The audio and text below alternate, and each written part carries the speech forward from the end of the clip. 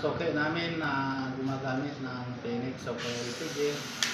Nandito po kami para magbigay ng short video upang alaman nyo po kung paano gamitin natin yung ating compact regulator ng ating Phoenix Super LPG. Ito pong ating regulator ng Phoenix is safe na safe gamitin kasi po may dual lock mechanism. Ganito lang po yung paggamit niya.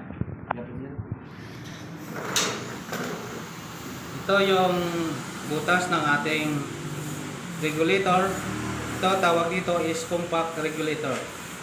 Ito naman is compact valve. Ito po yung pin ng ating regulator.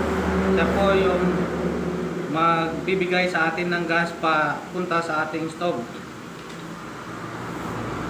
Yung paggamit po ay ipasok lang po natin sa butas yung ating valve, tsaka ipos pababa, ganyan po, para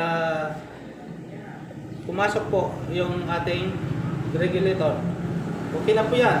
Kahit iangat natin yung regulator, dala yung tangke, hindi po makukuha. Tsaka pag on po natin ng gas is bababa po 100 degrees. Ganyan po siya. Pag off, pag ganun po, off, on. Ganyan lang po kasimple na yung ating paggamit ng compact na regulator. Dual lock mechanism kasi hindi mo siya magagalaw pag naka-on yung gas. Pag naka-off naman, pwede natin makuha yung ating regulator. Ang kagandahan nito ay safe na safe gamitin para sa mga bata kasi po naka-dual lock mechanism siya. Pwede po natin maikot-ikot yung ating regulator. Sana po may matutunan kayo sa aming munting sa short video para po guide sa inyo ang lahat.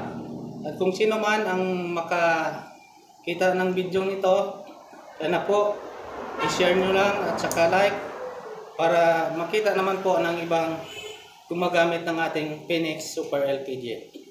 Maraming salamat at God bless you.